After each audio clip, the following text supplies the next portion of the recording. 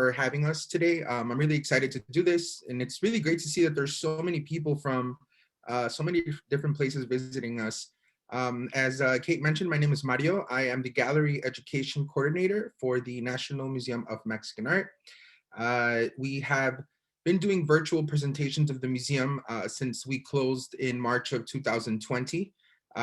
We did do some live gallery tours directly from the museum, and it wasn't quite working out the way that we wanted, mostly because we need everybody to have really great internet connection while watching us, and so that wasn't quite working out for us. So what we're doing is we're going to be checking out some really great images from the permanent collection exhibit, which is titled Nuestras Historias.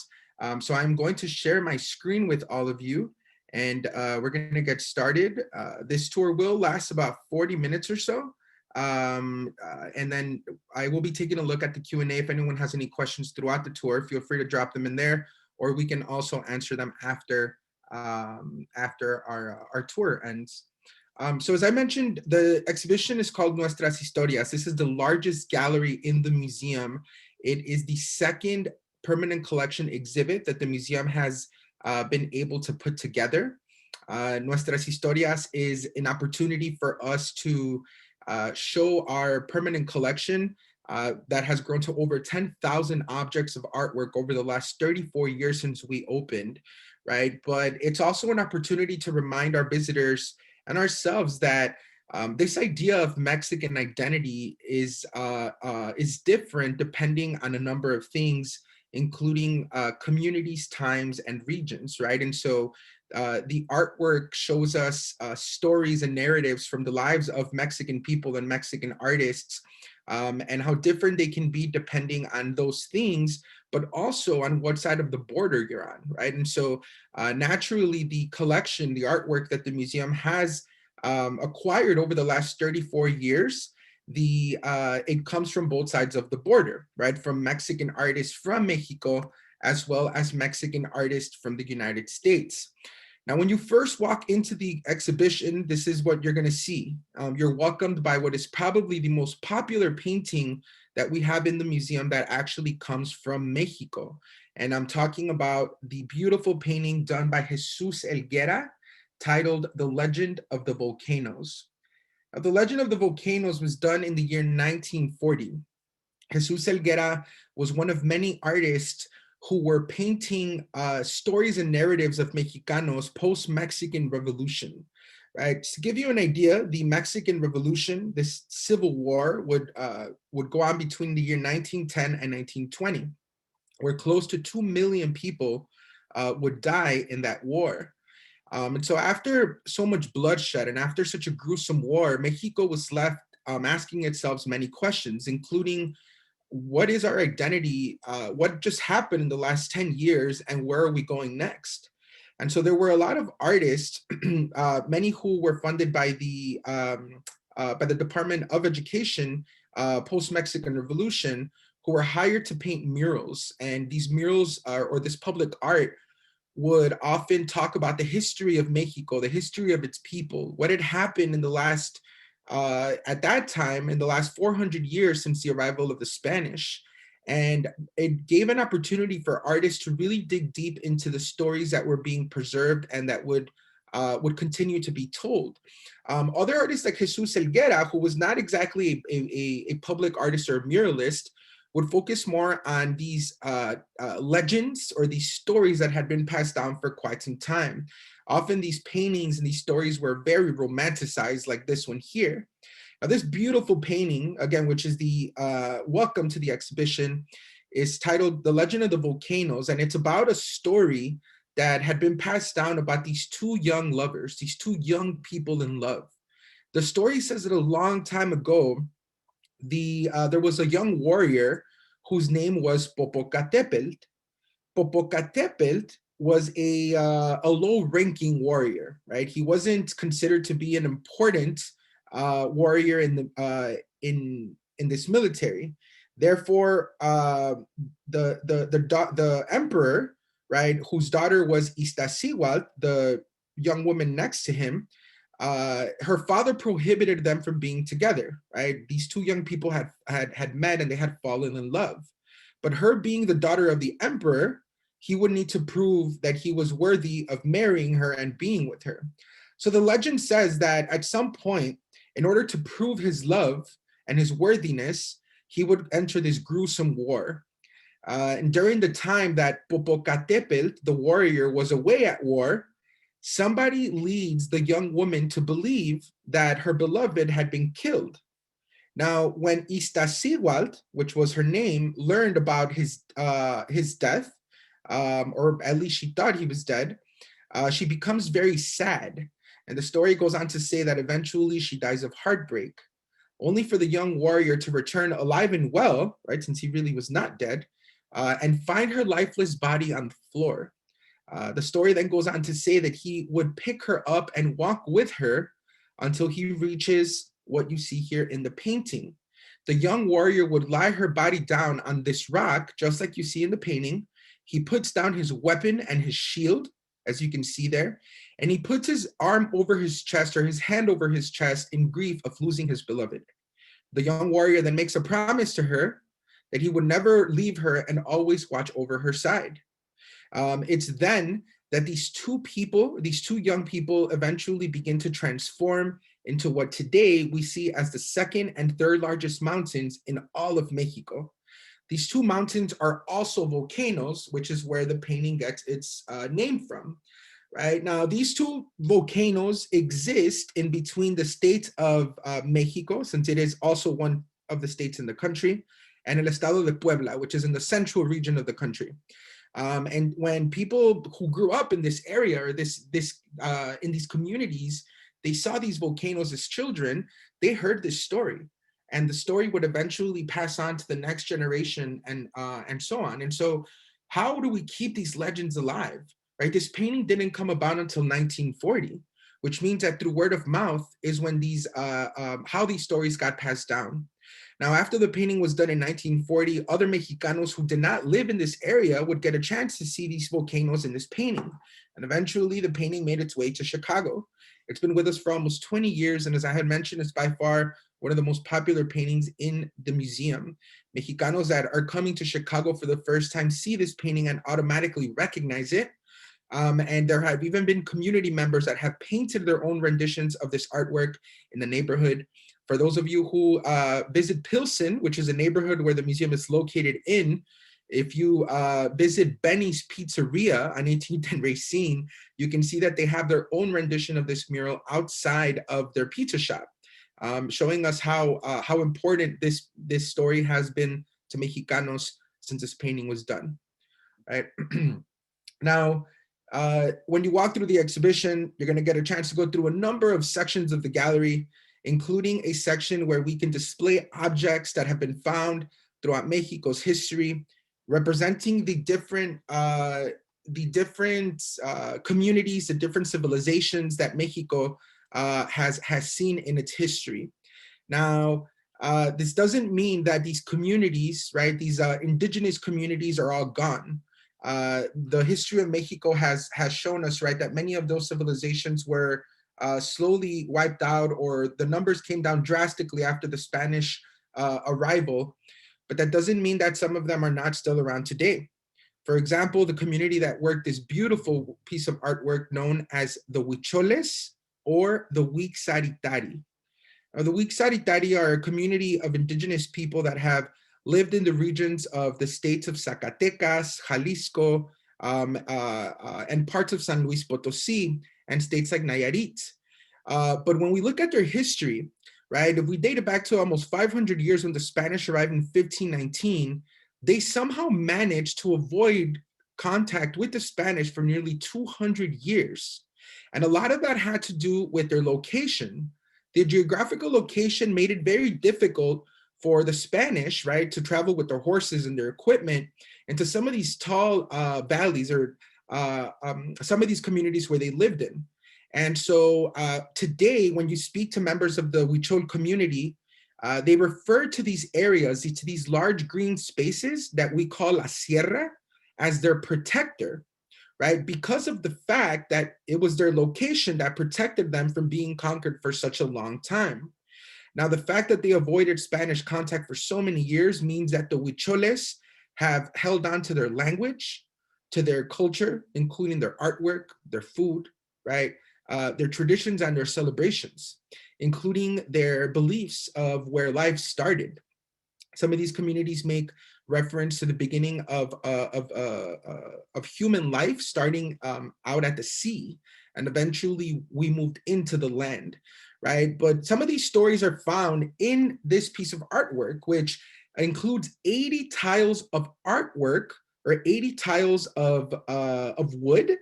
And every single tile that you see here, we are looking at 8 of them that make up 2 different images within the piece. Every single tile of wood is filled with thousands of small glass beads. This artwork is known as Arte De Chakira. The Chakira makes reference to the small little tiny glass beads, and in total, including all the 80 tiles of artwork that you saw in the big piece, it includes close to 2 million pieces of beads. And every single little bead is held onto these wood tiles with a wax called campeche, which is a beeswax.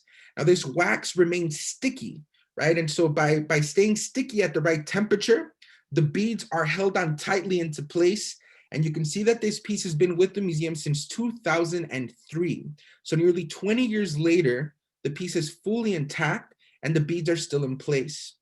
Now, the piece was a project that took these artists, this community, over 1 year to finish, right? Because of the massive size of the piece, and of course, the process, right, which is extremely time consuming to lay down these beads one by one into the wax before, of course, finishing the final product.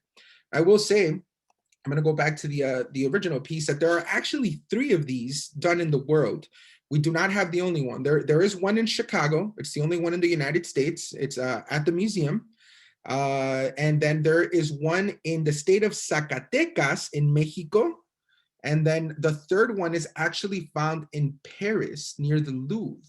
And so the piece is no longer on display where it was for many years outside of the Louvre near a metro station, but it is still found in Paris. Now I'm going to take a quick pause here to answer some of these questions.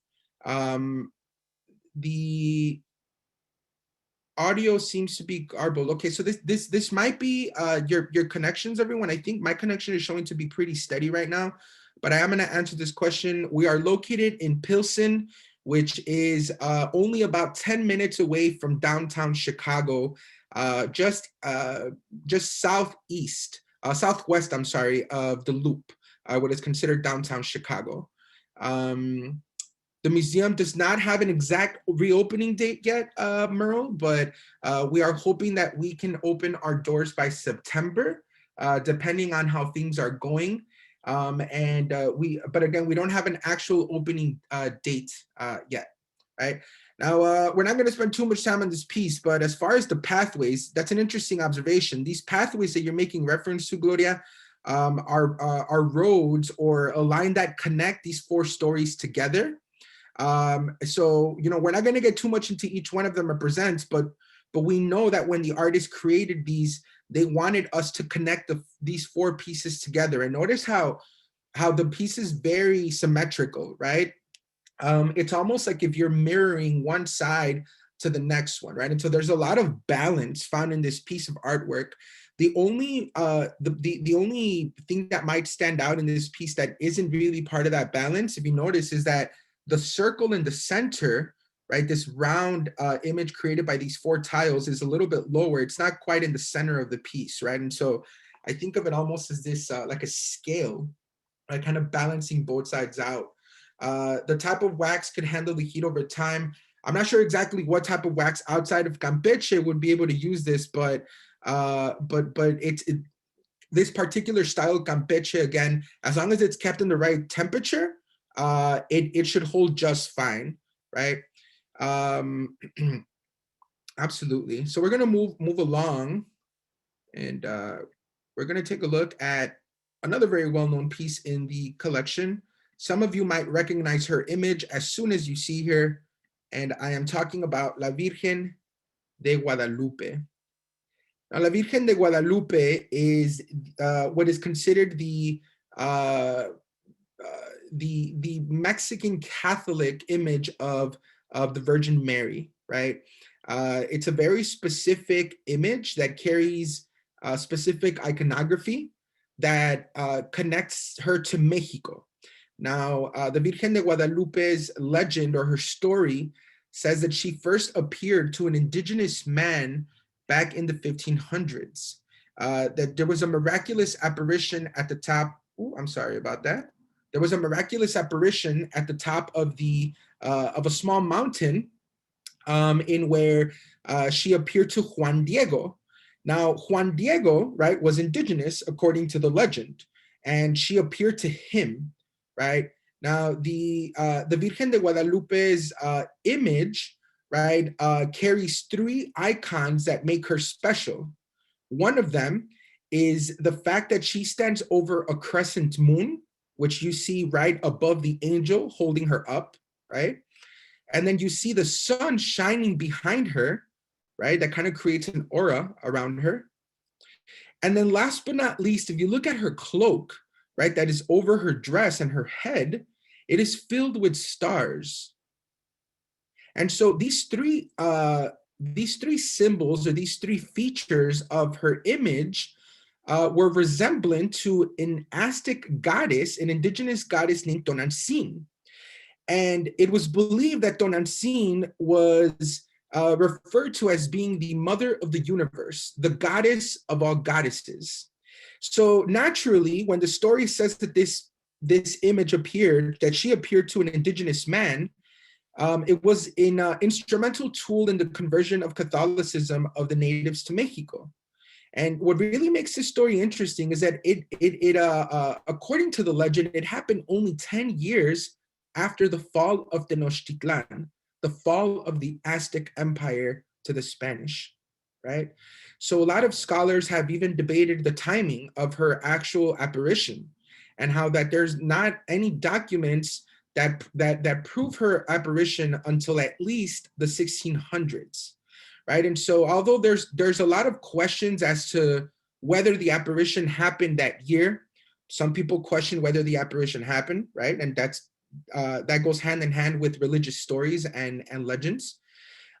There's no doubt that the image of the Virgen de Guadalupe is now the most important cultural icon to many people in Mexico, because even those that are not Catholic, and even those who maybe don't believe in the apparition of La Virgen de Guadalupe during the 1500s, we now understand that her image really is a representation of what we call mestizaje, which is making reference to the idea that being a Mexicano, right, means that we have combined backgrounds, that we are not just indigenous, we are not just Spanish European, right? There are many other roots that have affected our identity as Mexicanos.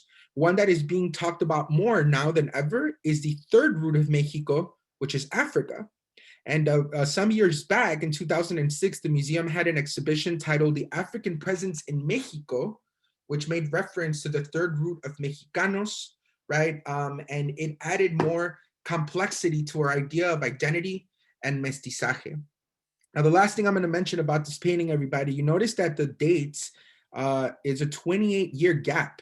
We don't know exactly when this painting was done, but we know that it was done somewhere between 1740 and 1768, because it was during those 28 years that the artist Miguel Cabrera had a massive studio in where he was painting these in mass production, as he had been hired by the Spanish crown, who occupied Mexico until 1821, after it gained its independence, in order to really distribute and spread this image of the Virgen de Guadalupe throughout Mexico. As I mentioned, it was instrumental in the conversion of Catholicism as a country, right? And so Miguel Cabrera had this studio where at the very end of this large artist assembly line, he would sign the paintings, as you see on the bottom left side of the piece, and he would add the final details and final touches to every single painting that left that studio. Now, just a quick reference to another piece in the collection, right? That also features La Virgen de Guadalupe is this really great piece by Cesar Martinez. He is an artist from Texas, from San Antonio. And this piece shows us that he combined two very important women figures, one in the world of European artwork, the Mona Lisa, right? That is considered to be the best known, the most visited, the most written about, the most sung about, and the most parodied work of art in the world, right? And so he took the image of the Mona Lisa and created a mestizaje, a mixing of these two paintings with the Virgen de Guadalupe, right? So you can see that he took the three features that we associate with her image, the sun behind her, the cloak over her dress with the stars, and the crescent moon that we typically see at the bottom of her feet was brought up so that she can rest her hands on it, just like La Mona Lisa. Now, this is another piece that's not obviously inside of the museum. I wanted to show you this beautiful mural that was done just 2 blocks away from the museum. This mural was done by the artist Miguel del Real. He completed it in 2017, and it just goes to show, right, the images and the icons that are being preserved in the neighborhood within public artwork. This painting was a upgrade over the original mural that was there from 1993 all the way to 2017. By 2017, the original mural had been mostly washed out. Obviously, murals are vulnerable to the natural elements. And so the family who owns this building hired Miguel del Real to redo this painting of the Virgen de Guadalupe on a much bigger scale. And this was the final product. Now, I shouldn't say final product because I spoke to Miguel not too long ago, the artist, and he mentioned that he never completed this painting. There are still things that he wants to go back and finish. He stopped working on it when COVID happened, right, where everybody just kind of went into our homes. So I'm hoping that the artist continues this piece, whatever final details he will add to it. This is at the intersection of Cullerton Street and Wood, in case any of you are interested in checking it out. Now, the next section of the gallery introduces us a little bit to folk art, or what we call in Mexico, Arte Popular. Arte Popular includes all the images and the beautiful, vibrant colors that we expect to see when we talk about Mexican artwork, right? We used to have a lot of fun with students and ask them what they expect to see when they come into a Mexican art museum. And the responses were exactly as we thought, which were they expect to see vibrant colors. They expected to see references to religious icons, which we've already seen. And the most popular answer was always they expected to see skulls or skeletons, which you'll absolutely see during this presentation. But this idea of popular art, arte popular, at some point became the embraced and the expected narrative of artwork from Mexicanos. And a part of that is the folk art tradition in Mexico. Now, this really beautiful piece, which you can see is titled Self-Portrait with Family, was done by the folk artist Josefina Aguilar.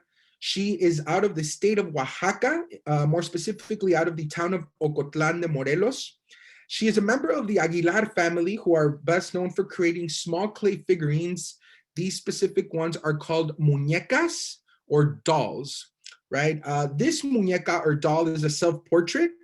And if you look at the different parts of it, at the bottom of her dress, it includes family members and people who live in her town, who are doing everyday things, what we call in Spanish, la vida cotidiana, right?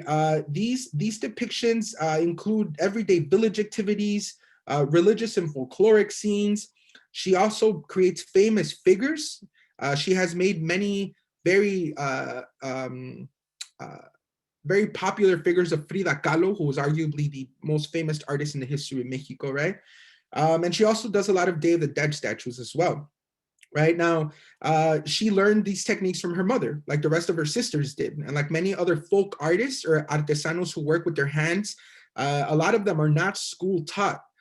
These skills and these techniques are passed down by family members, in this case, her mother. Now, one of the collectors that first collected her work was no other than Nelson Rockefeller. And on a trip down to Mexico in Oaxaca in 1975, the story says that he purchased every single piece of artwork that was made available for him to buy. And so he brought these beautiful pieces back to the United States. And it was then that other collectors really started to pay attention to the work of the Aguilar family, right? Today, a large part of the market of arte popular is found on this side of the border, right? So that hasn't changed. Now, one thing that really makes Josefina Aguilar's story unique as an artist is the fact that in 2014, 7 years ago now, she lost her vision. But Josefina Aguilar never stopped working. And so one of her collectors actually quoted her saying that she continues to work with her sculptures because it's not the eyes, instead it's the hands and the brain, right? And so this is, it's memory to her. She's been creating these now her whole life, and losing her vision in the last 7 years has not stopped her from creating. And it's extremely inspirational to us at the museum when this happened to her.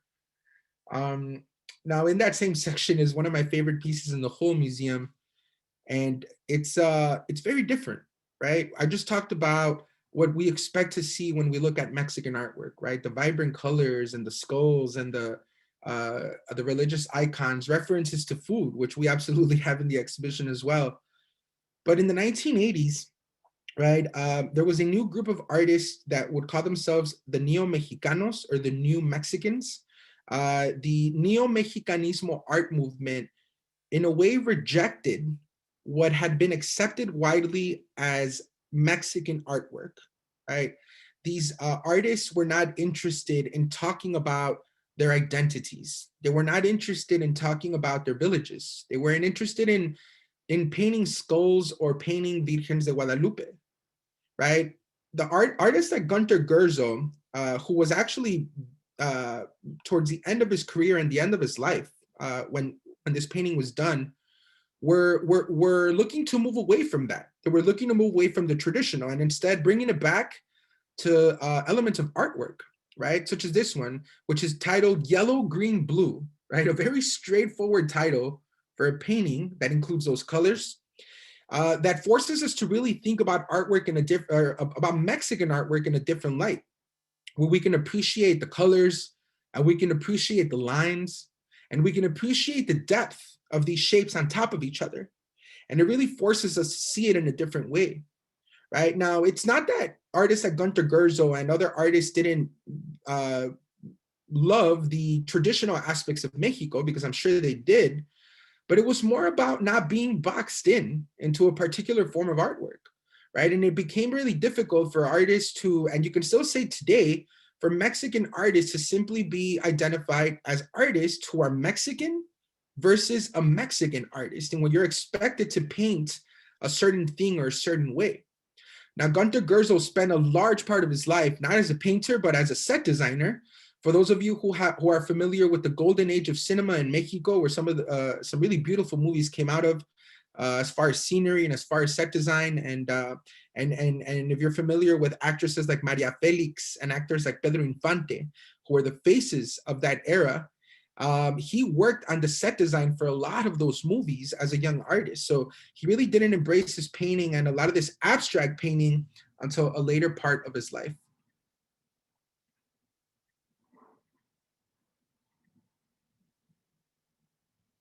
Now, the next section of the gallery is the developing identities of Mexicans in the United States. You can see that this is where the Mona Lupe is found, as well as some of the next pieces we are going to see.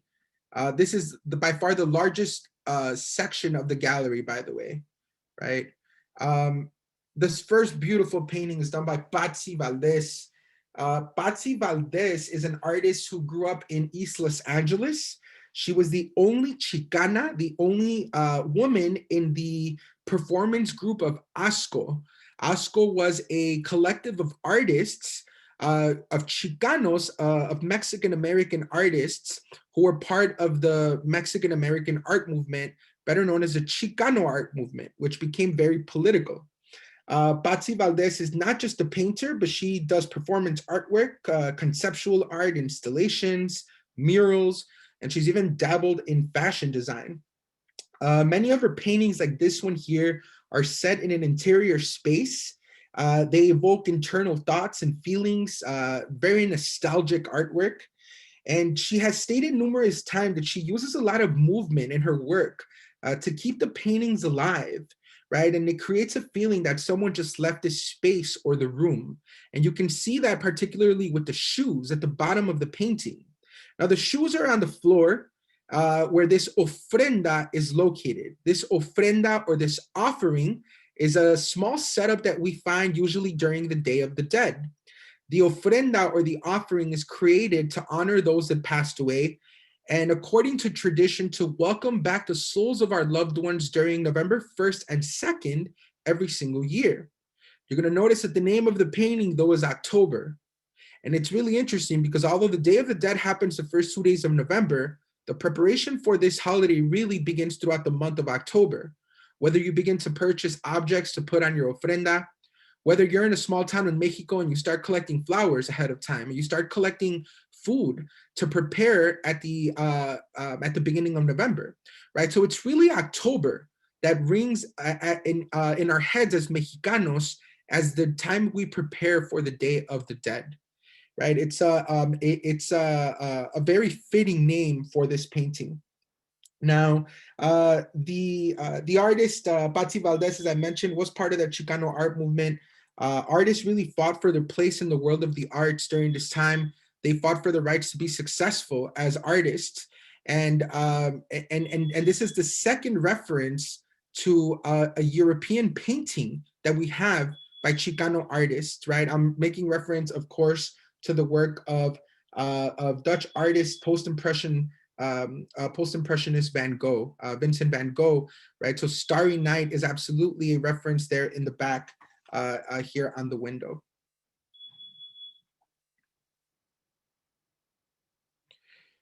Now, this work by Carmen Lomas Garza is about a celebration, the celebration of Las Posadas.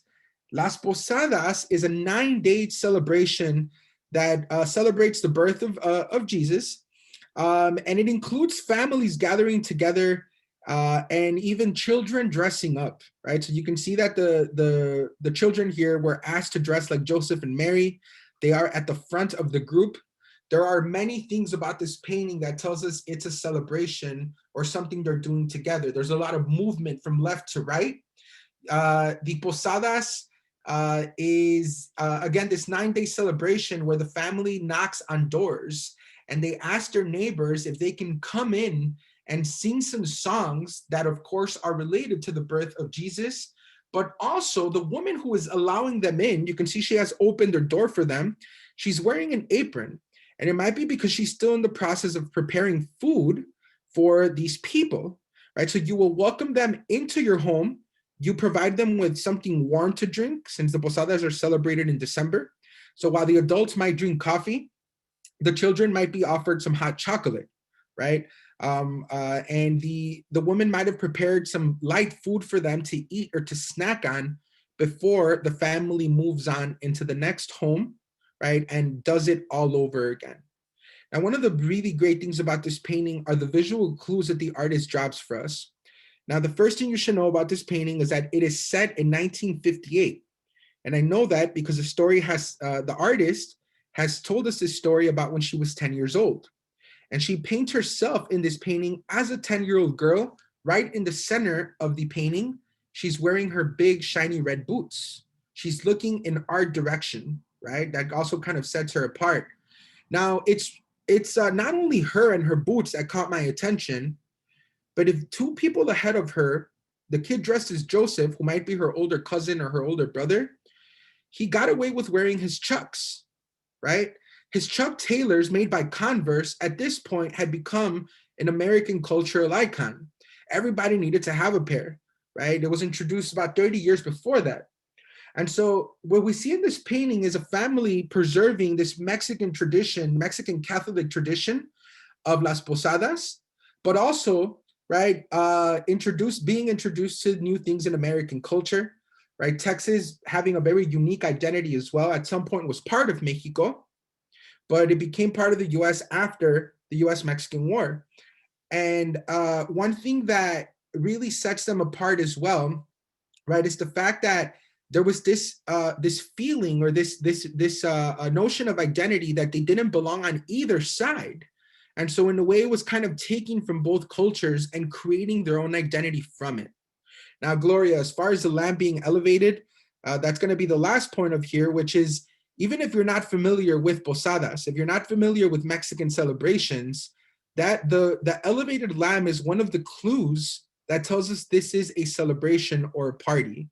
Because if you look at the bottom of the lamb's legs are these kind of streamer style papers, which tells us that this is a piñata, right? And so children, right, are a big part of this celebration, and you can't have you can't celebrate a child without a piñata, right? And they're very common to find in children's birthday parties in Mexico and amongst Mexican families here in the United States.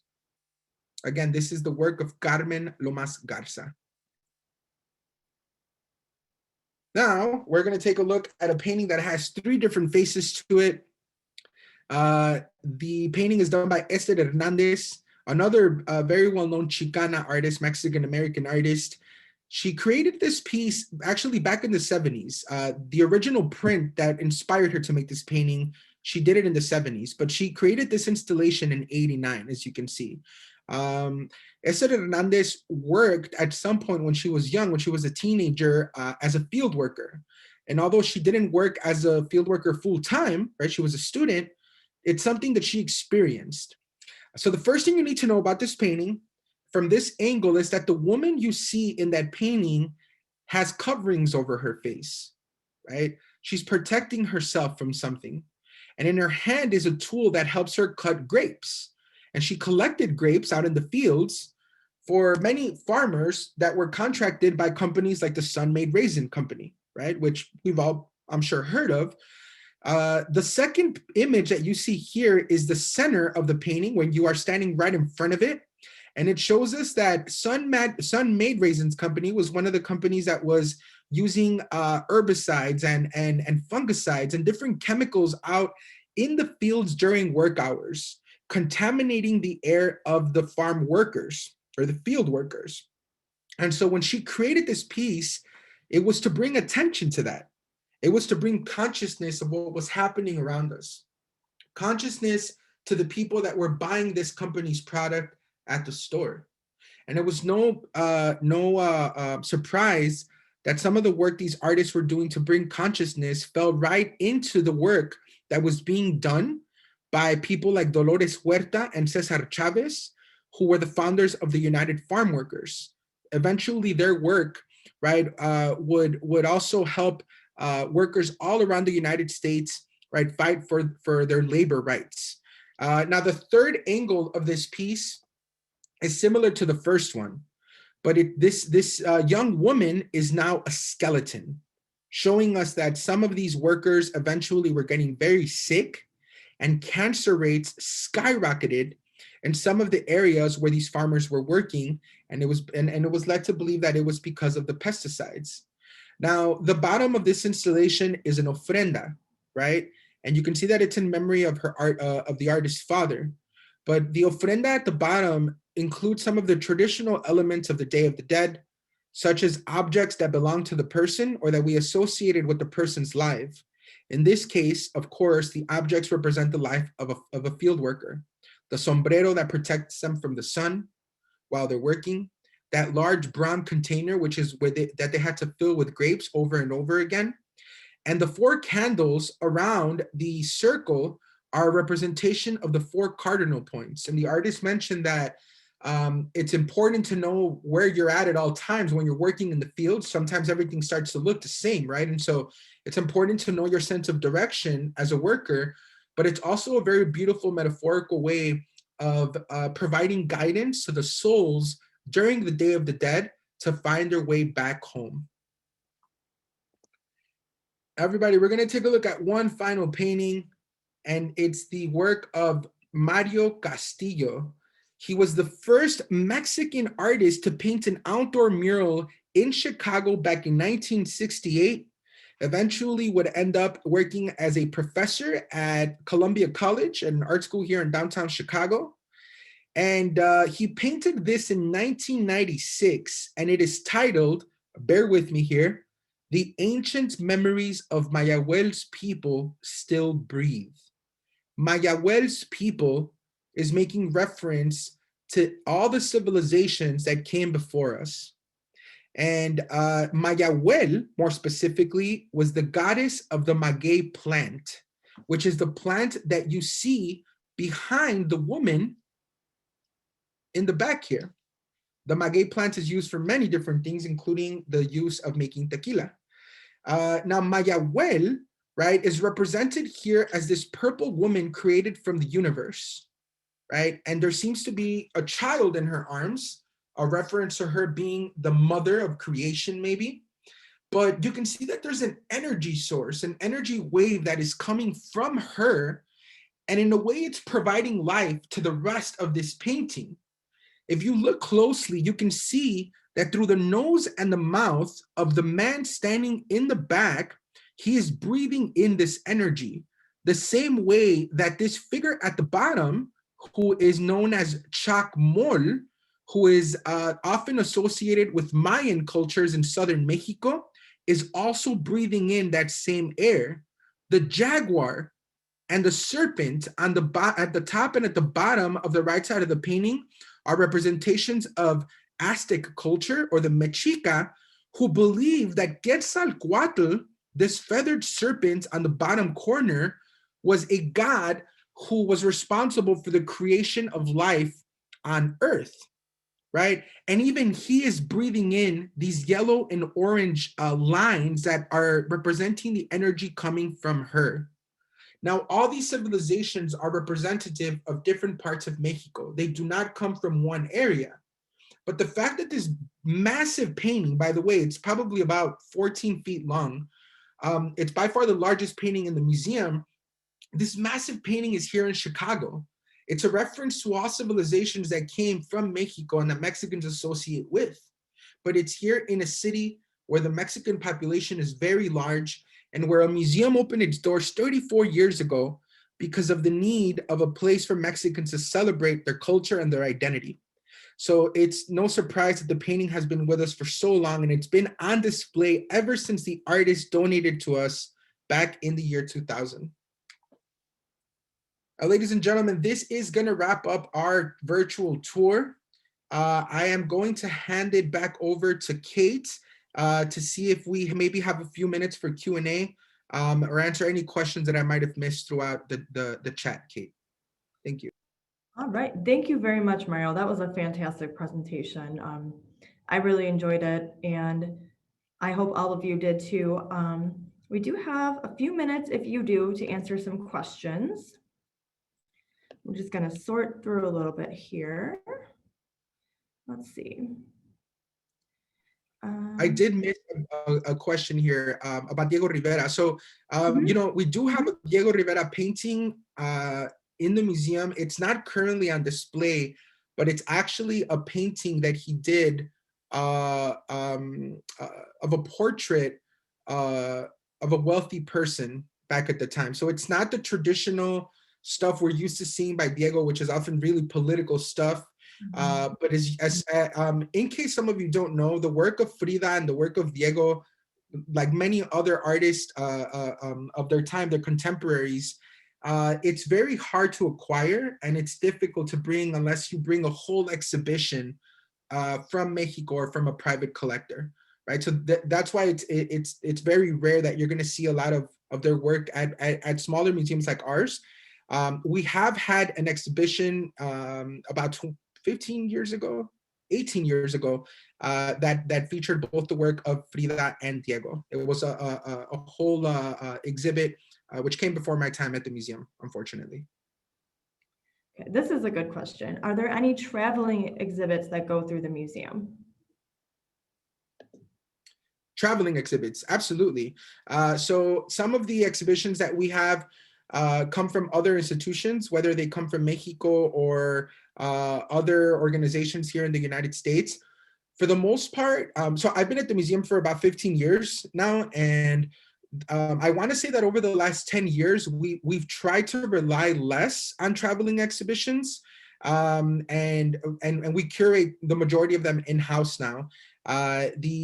Some of our exhibitions have traveled though, such as the African Presence in Mexico, which was by far one of our most successful exhibitions, and it traveled all of 2006 and 2007.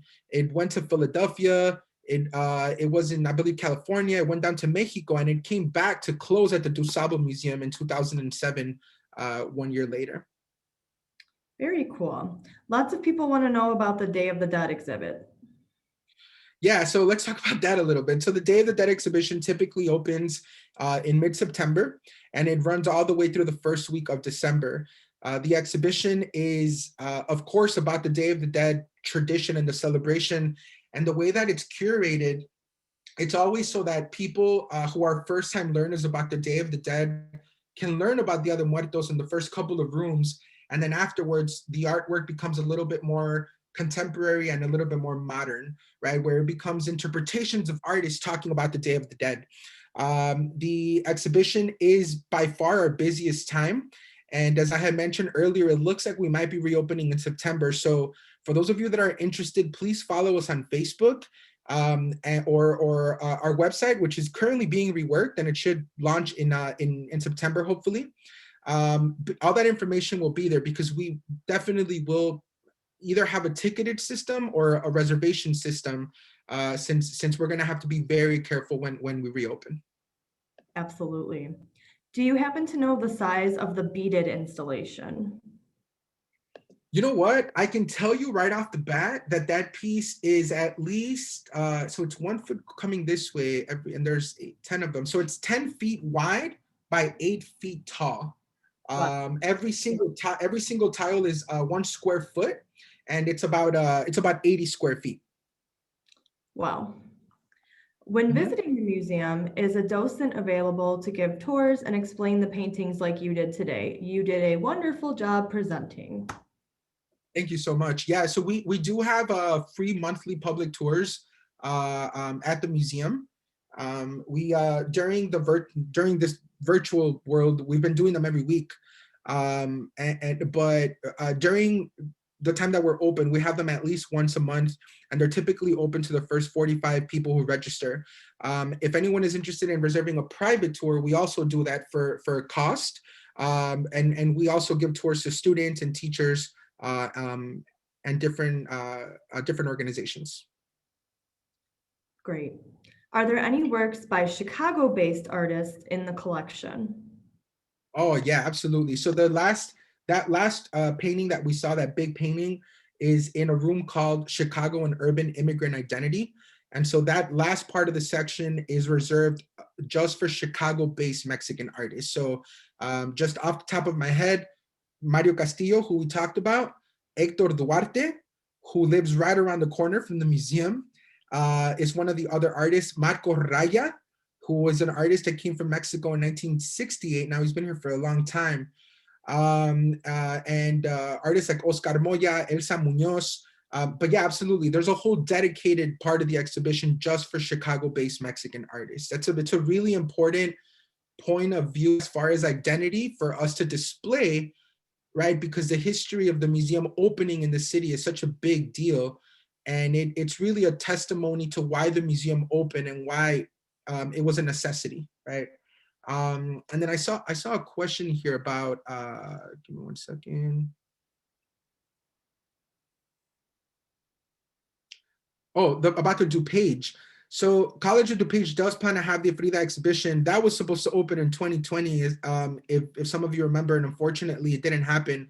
Although we won't be sending any work their way, we have talked to them.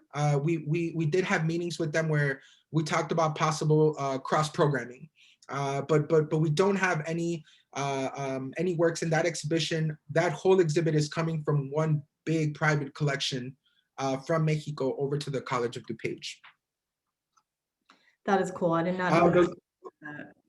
yep. The location of the outdoor mural, by the way, was on Cullerton and Wood. I believe Mary was asking. So that's Cullerton and Wood. It's just one block east of the museum.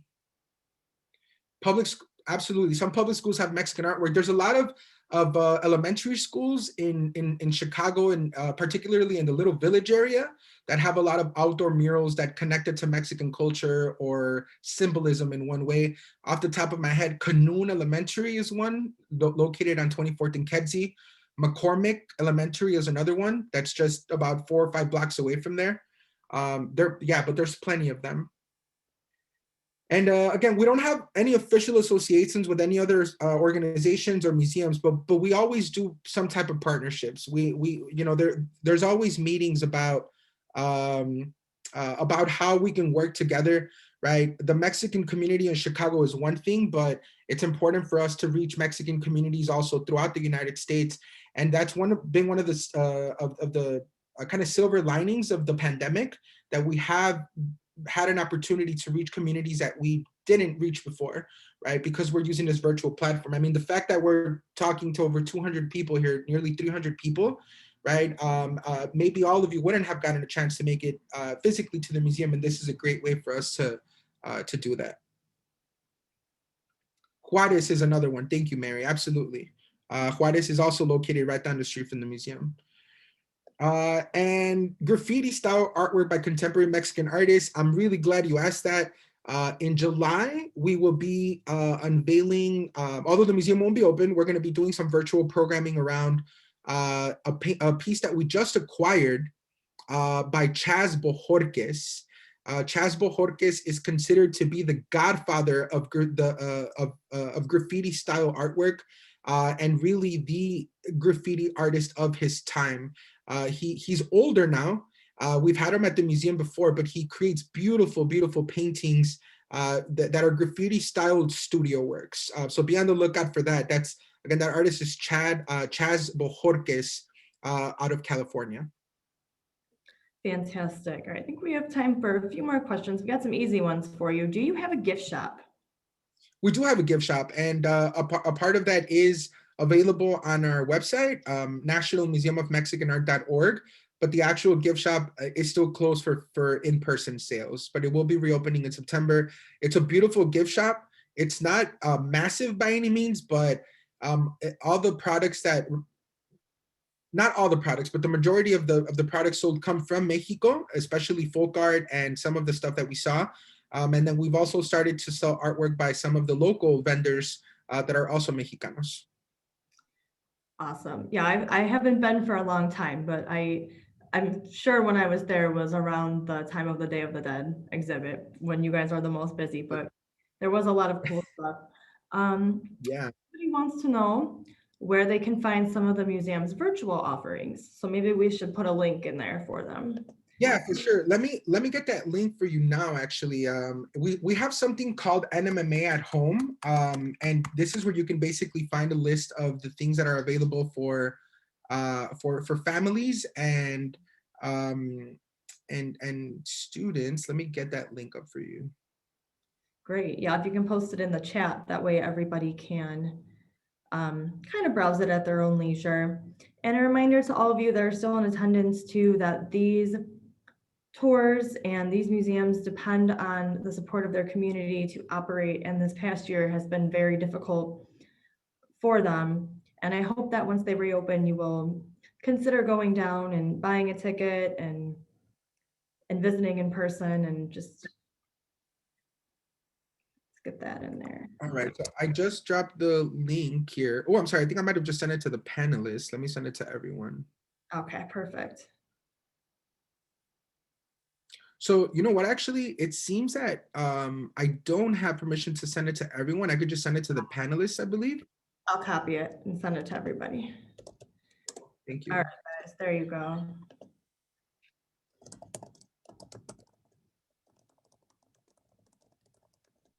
Okay, and I think we're just gonna finish up. Let's take one last look here. So we know you have a gift shop. How does parking work? Do you guys have a parking lot or is it street parking? So that's another exciting thing happening right now. After 34 years, the museum finally has a parking lot. It is currently being finished up though. They started working on it a couple months back, and the parking lot should be open by the time the museum reopens. It's in September. It's located just on the east side of the museum. So the building is located right at 19th and Walcott, and the parking lot is going to be right next to that. There's also plenty of street parking. We're in the middle of a Chicago public park, and so there's definitely plenty of parking surrounding the park area for free. Awesome. Well, thank you very much again, Mario. That was a fantastic presentation. Great. I certainly enjoyed it. I hope everybody here did. I thank you again, all of my partner libraries. This is something that never would have been possible without COVID. So I guess that's like one positive, but it was a great experience. And if you guys have a few minutes and you want to stick around and just fill out that survey, it's very quick. They're all multiple choice questions, so we can get some feedback from you. I'd really appreciate it. And I will be sending out a link to the recording to all of you who have registered and attended today, if you want to view the presentation again or share it with your friends and family. I hope everybody has a great rest of their weekend, and I'll see you guys all soon. Thank you, Mario. Bye. Thanks, everyone.